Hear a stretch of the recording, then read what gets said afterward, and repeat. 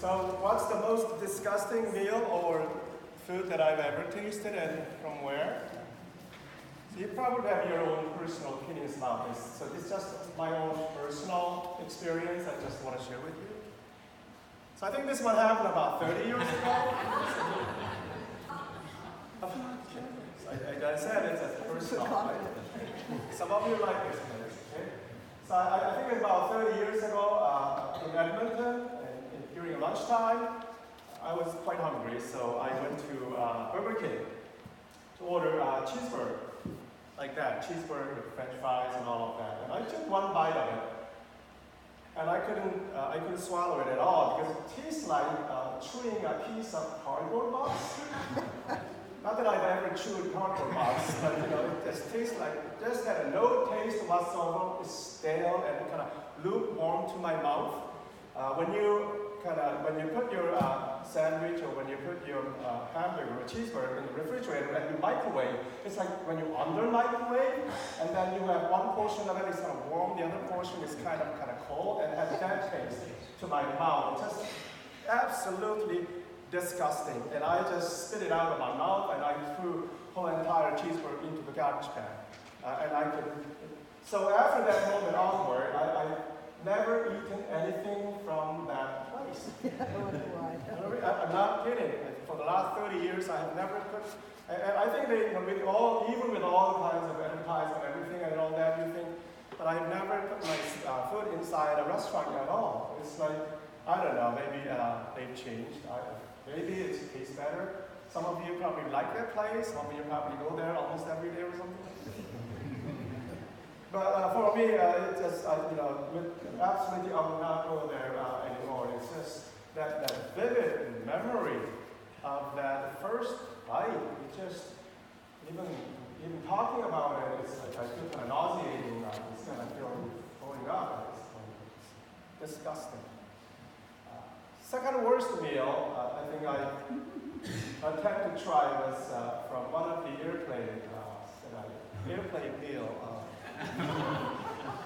It just, I don't know where it was. I think it's probably from Kelowna to Toronto. And so that was very bad. And the close third is when I visited my mother in the hospital. So she had a lunch and she said, "Richard, have lunch." and I said, "Mom, why aren't you eating?" And she said, "I'm not hungry." So I took one bite of it. I couldn't eat it. It just, no wonder my mom didn't eat lunch. Most disgusting. So we're on to our second part on our sermon series on cracking the code. The study of the book of Revelation, the most misunderstood and mysterious book in the whole entire Bible. Now, just want to let you know that, do you like that title, Cracking the Code? Yeah, I just want you to know that I am not going to crack any code. Just want you to know that. Okay. I'm not going to solve any mysteries here. As if it's not as if there's any mysterious, supernatural, or superstitious numbers or visions that we need to solve to understand, or any mysteries to crack in order to crack, a hidden code that we need to crack in order to understand. It's not that. It's not any of that. It's just a title that cracking the code. I thought it's going to draw your attention, pique your interest, right? So it's like your Da Vinci Code, right? You probably read that book or watched that movie, right? So I thought, so that's all there is, folks. I'm not cracking anything here, okay? So I just want you to know I'm not going to crack any code or anything like that. So last week I went through with you a very brief background of that book of Revelation, and I did a little bit of gave you some of the guidelines on how to read and how to interpret the book of Revelations last week, right? I know that you're all smart and you have great memory and all of that, right? So let me do a little bit of a test this morning. It's okay. So what's the major theme which is quite important for this book. What's the major theme of this book of Revelation? Anybody remember? Shout out. Apocalypse. Yeah. What's the major theme? Major theme is hope. It's about hope, folks. It's about hope. So it kind of aligns with all the book of the whole entire Bible. It aligns with the gospel message, one of hope. It's not about judgment. It's not about really about condemnation. It's not about disasters and all of the destructions, but it's really all about hope. And it's about how God will restore God's kingdom. So we need to anchor that overall theme as we read the entire book. Hope. It's about hope for all of us. Now, what's the purpose? What's the goal of this? Why did John write this book? It's not as if you here, he's got nothing to do, I got nothing to do, and I'm going to write this book. No, it's not that. So what's the purpose of this book? That I said. So John wrote this book. I know that some of you probably bring some memories. Last week, he wrote this book to encourage Christians, 7 church Christians who are going through persecutions in time of Roman Empire, especially Emperor Domitian, who kind of reestablished emperor cult worship and kind of persecuting Christians to perform their faith, from bringing them from the emperor worship. And so he wants to encourage these Christians and early Christians, 7 churches, especially English Christians, to stand on the faith and truth of God and not to compromise their faith in the face of threat. So that's one of the main historical background why he wrote this book. And as I said last week as well, it's relevant to all of us as well, because we in our own in all ages, in all churches, we go through some sort of persecution or persuasions that our faith is being compromised one way or the other, and we need to strongly stand on the truth in the Bible, the truth of God, right? So that's sort of kind of a goal and kind of a purpose of this book. There was I gave you laid out like 4 different ways to interpret the book of Revelation, right? 4 different ways that traditionally church has done that. Remember that, folks? Yes, you do. Let me go with that. I know you do. Very modest in it. So there's one view, it's called past. Seeing the whole book of Revelation as something that happened in the past.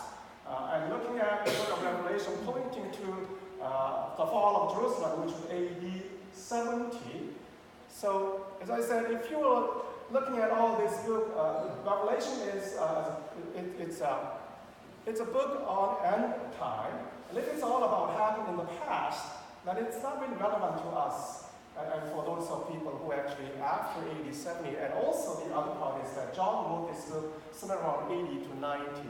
So it's just, and the other part is the other view, traditionally I look at this as historicity, right? It's a historicity. And this view is that some of the people would look at some of the things in the visions and details and events in the book of Revelations, like trumpets, 7 trumpets, and there's bowls and there's seals, and referring to specific events in our history of Western culture. So trying to fit that into Western culture and coming from the collapse of Roman Empire, the collapse of Roman Catholic Church and the Reformation and on and on. The problem with this view is that it's not really relevant to those Christians and people outside of Western culture.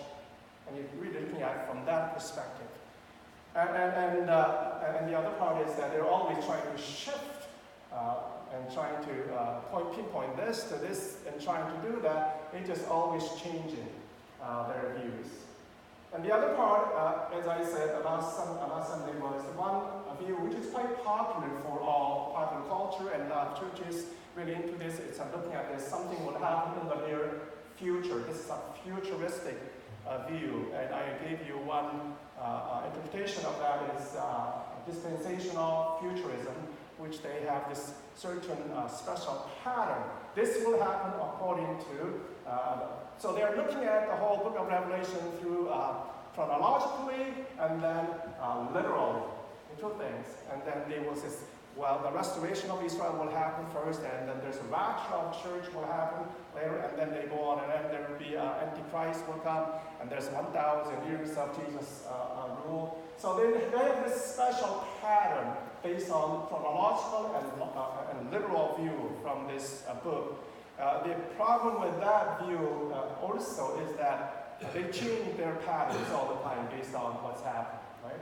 So it's not reliable, and the other part is that they're trying to separate people one from the other, us against the others, from those people who are being saved and to the lost. So it's separating church from the society. So that's, and also it's really full of judgment and destructions and disasters. Right? And I also said last one, which was idealist, which we said I prefer much better and more than anything else, is that they're looking at the whole book of Revelation and all the signs and visions and symbols in the book of Revelations as a representation of battle between evil and good, the good and evil, in all times. So all the bowls and seals and trumpets, you can actually apply to some of the things that happened historically, but in all ages we are faced with evil powers. And looking at everything in the whole book of Revelation as signs and symbols, and how they interpret that and apply it to all churches, which very much where I would go, except that we want to, there are certain parts in the book of Revelations that we need to actually read literally, especially toward the end of the books when God restores God's kingdom and coming of Christ Jesus. A reason Christ will come to us, and the restoration of God's kingdom and renewal of kingdom of God. And there's defeat of enemies at the end, ultimate defeat of enemies at the end, and there's a new heaven and new earth. That's more of how we're looking at. So we said syncretic, redemptive, historical, so which means a little bit of past, a little bit of historical, a little bit of futuristic, a lot of futuristic, but also it's really about idealist, but it's really redemptive, and it's one of hope. And it's relevant not only to the people in the past, but it's relevant to the people for now and for the future as well. Now, so according to that view, we need to read and interpret the content of Revelation as signs and symbols, mostly. Signs and symbols. Unless you are forced to read literally, which I just mentioned. We can read this, most of the book of Revelation as just literally, just literal. The earth was created like in 6 days, and literal. Some people do that, right? It's like Earth Day. One day God had created like Earth, our Earth Day. It's a metaphor. It's like symbols and it's all of that. And so we can't really interpret that. So problem with some of the different views, like past view and historicity and even the future, is they tend to read whole scripture, especially book of Revelation, much more into signs and symbols, and more of chronologically, and then more of literal basis. So they look at seals, and there will be 4 horsemen. You will read that there appearance of 4 horsemen. They really think of that as like 4 horsemen coming with a riding horse coming at the end. That's a literal understanding of this book. These are the signs and symbols that representing to something actual movement and actual reality. But the signs and symbols are not literal themselves. You can't just read a dragon. It'll have a dragon at the end. It's a representation of what? It's a representation of Satan, representation of evilness. Like snake is representation of evilness, Satan, right, folks? Yes? Snake is not evil. Okay, that's a literal understanding, right? So a lot of times we do that. I mean, not us, but a lot of times other people do that, okay? So when people say it's like literally or snake is Satan, so we should, no, it's a representation. Signs and symbols point to something real, a force, a movement, or power, right? That's how we should read a lot of events and a lot of things in the Bible. Let me just give you a little bit of, I've taken this one out from, there are logos, right? Logos like signs and symbols, and they are not actual company, right? Right, folks, they're representing a certain company and also core essence of certain company, right? Let me just go through with you. So McDonald's representing what? That big sign M. You go into a highway and then you see this big M, and 5 kilometers later, restaurant is there, right? Representing is not itself literal. But what is it representing anyway? It's representing what? Food. What is it? Food. What I know is... No, the arches. Yeah, whenever you see that, what comes to your mind? The arches. What is it? A hamburger, yeah, it's a product, a hamburger, and what really comes to people's mind is happiness, right? Happy feeling. Yeah, there's a core essence of that company. It's representing, it's speaking, it's signifying core essence. Like when you look at, let's say, Nike. What's the logo of Nike? Just do it. Just do it, right? So what is it representing? Not just the shoes, right? It's much more than that, isn't it? Yeah, fitness, but it's about going beyond your limitation, isn't it? It's going into possibilities, going beyond. So it's representing something much more than just what their products, what they sell. Let's just go into Apple, with one bite. Whenever you look at that symbol, where does your mind go to? Pardon me? Well, at the beginning, what happened? Adam and Eve, yeah. Come on, folks. I know it's warm this morning. Yeah, it represents, but it's a curiosity, right? So its motto is what? Think differently, right? So it captures core essence of that company, of that culture. So lastly, of course, Starbucks. What does Starbucks represent? It's not just coffee. It's coffee, it's about culture, what they're trying. Have you ever heard the term third place? Third place, Starbucks is trying to bring people into the third, not home, not work, but in the third place where community will happen, right? So that's what they have created. So it's a core essence of that company. So we don't read the signs and symbols literally in the book of Revelation. So we don't. So when you read it as a signs and symbols, it signifies something. So semiotics, the study of signs and symbols, and semiotician means the one who studies signs and symbols. We all need to be a good semiotician, right? You need to read the signs and symbols. Especially those people who are in church, we need to read the signs and symbols, the signs of our time. And the church needs to actually be able to prepare and respond to what are the signs, what are the stories behind in our culture. What are the signs saying to us, and how should a church respond to the signs and movements and stories being circulated through the signs and symbols? Let's just take a look at. I know I'm going to take some more time today. It's okay with you? Probably go a bit, because I haven't even finished my introduction yet.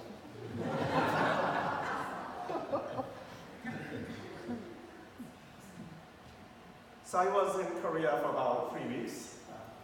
So these are some things that's quite common that I experienced and saw. So one on your left side is what? It's a CCTV camera, right? You see that? One on the left side, right here. It's a CCTV camera. It's like almost every street corner, every street corner, I call it. Every place you go to, there's a camera watching you. Oh, wow. Oh, yes. You can't do any bad things.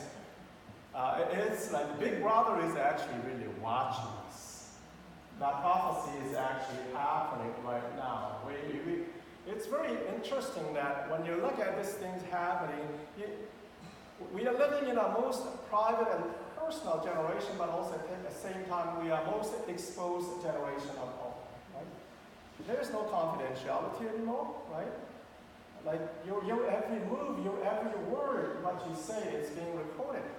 And then, literally, in some places in Korea. So what does it mean for us, the church, to provide? What does the gospel message, the gospel of Jesus Christ is speaking to the generations where people are very private and personal, at the same time we are being exposed to all the time. So we begin to have to ask that question from ourselves. Right? And the next one is about smartphone. Right? That's Subway. That's like real. I've encountered every time I went Subway or the Subway there. Almost 100% of people have smartphones over there. They're way, way advanced than us, and when it comes to technology and smartphone, all that, it's like, so they're into this, and they're surrounded by people, but it's oblivious to what's happening. With a peripheral vision, they see what's happening, so they go in and out of the subway station. They sit down, they know through the peripheral vision, but in their core vision, they're looking and engaged into what's happening in cyberspace. They're spending much more time, and I'm not just talking about Koreans, I'm talking about a lot of people. They're spending much more time in cyber world, cyber community than real world. Much more time. What do? Well, two things. Mostly they play online games. Online games, a lot of people play online games. The other part is that they're actually communicating to people on the other side through the social medias and all of that stuff. They're engaged, they are deeply engaged into their cyber world. So what does that mean for us, for Church of Jesus Christ? How would we provide so what does this mean for our society as well? What does it mean for the relationship? Right? How is our community being shaped through this technology? When people are more and more, they're engaged into their cyber reality than real reality. What is that call for the church? The other part over there is automation. Everything is being automated. Almost everything is being automated, right? Like the manufacturing and people, labor industry. Like there is a self-driving car is coming out. There will be very soon there will be self-driving trucks, and so all those people who are truckers, they'll be out of job, right? So this is what's happening. It's being happened. This is a sign of our time, folks. So what does that really mean for the church to respond to this sign of time? And then lastly, about AI. Artificial intelligence is becoming real. What's his name? The founder of Tesla? Elon Musk. He's like not just Tesla, but he's into a whole lot of things. He wants to put computer chip to every human being. That's his goal. The computer chip into your brain so we can actually be able to exponentially develop our brain so we become Superman and Superwoman. So that's his, and he says this is being developed at this point. This is a sign of our time. What does that mean for us as a church when there is a confusion crisis of human identity? The community is being shifted, and society is changing. Our value systems are being changed, and our morality, everything is being paradigm-wise, we're shifting dramatically. We are in that time, folks. And what is Jesus calling us as a church in this changing time? So we need to be a good semiotician. Not only the ones who study, and we need to be a Jesus semiotician. But we need to know the signs and symbols, what you follow Jesus' signs and symbols in the Word, and it's really asking us, what is Jesus up to in our neighborhood? To see the signs and symbols. What is Jesus responding? How is he responding? How is Jesus making things new and great in our neighborhood in these times? Right? So in previous one, what was a common, what would a community like? What would people be like? Well, they'll be much more isolated, right, folks? Much more isolated. Without community, they will be much more lonely. Right? We're heading into that direction. So as Jesus and the occasions, we begin to look at where is Jesus, and Jesus is being raising ordinary people in our community to respond to these things being happening in our community. Like, we have Amy Peacock here at the Beyond Conversation, and people like that, raising ordinary people to respond. She's been doing it for the last 5 years into that Beyond Conversation. She's doing something. And we not only looking at that, but also we've been part of that movement that Jesus is making things new and great. I think I should stop here, but I just half of what I wanted to prepare this morning.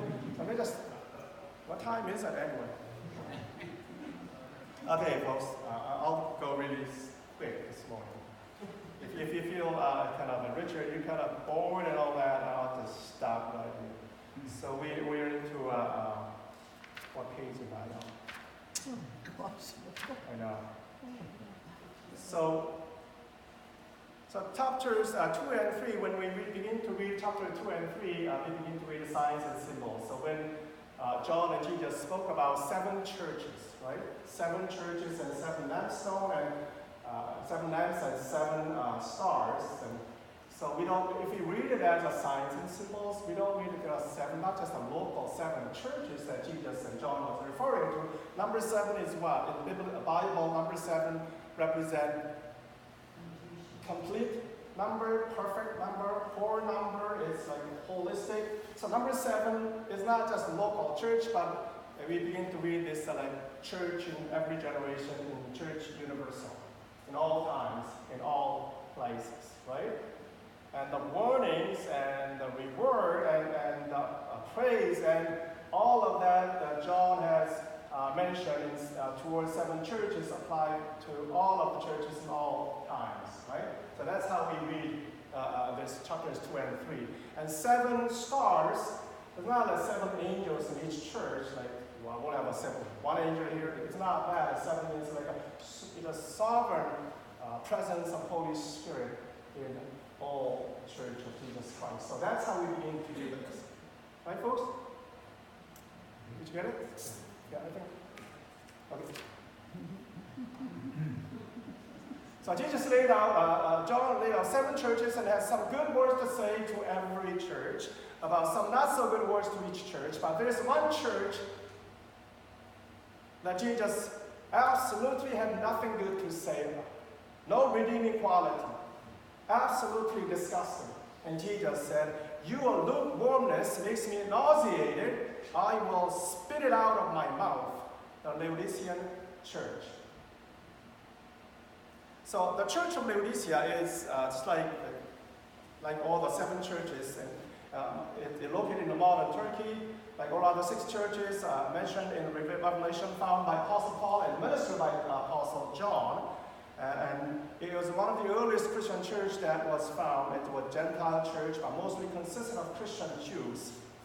And the city was found several centuries before the time of Jesus and John, and was under the reign of the Roman Empire at the time of Jesus. And it was a rich church. It was a very luxurious church. There was exchange of commerce, and money was being exchanged. The center of arts, science, medicine, literature, and leisure. Many wealthy and rich people, retired people flocked over there as their retirement place. So it's not unlike like a modern North American Vancouver or Kelowna in that sense, right? So just do that, it's Vancouver. Wealthy retirement city. I would say Kelowna, not Vancouver. Now, one thing about Laodicean church, the city, is that they had their drinking water delivered all the way from several miles south of the city through the aqueduct, water channel made of cement that carried from hot mineral-rich spring water, carried several miles from the south.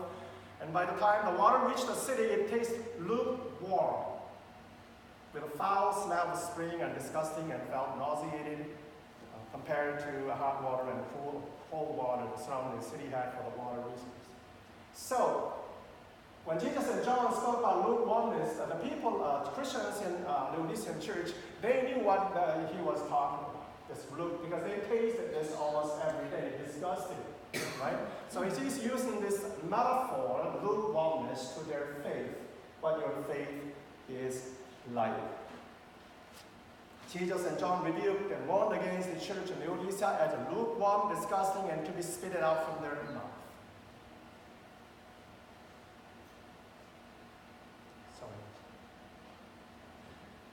Aquada. Jesus says, you say you rich and do not need of anything, but spiritually you are poor, blind, and naked, and you need to see your nakedness, and I'm knocking at your door, knocking at your door. The Laodicean church and Christians had a luxurious life with a lukewarm faith, and they really liked it that way. Good enough was their motto. Yeah.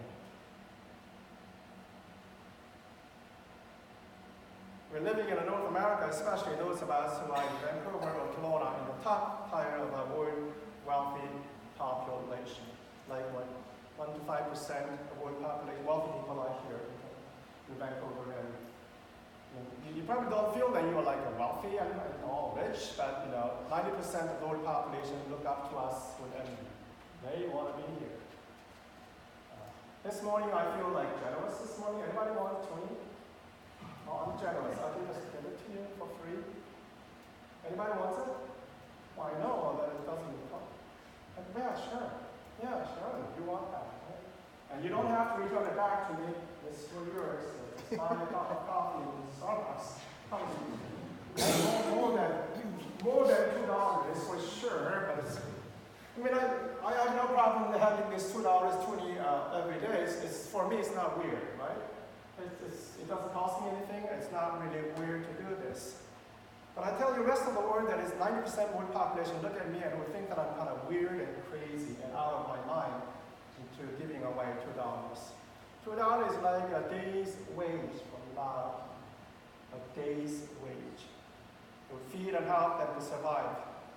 To throw away $2 is throwing away your day's wage. Would I do that with my day's wage? Let's say if I were to make about $200 per day, would I throw away? I know I'm kind of generous, but I will not throw away $200. Are you kidding me? Right? That's crazy, right? I would not do that.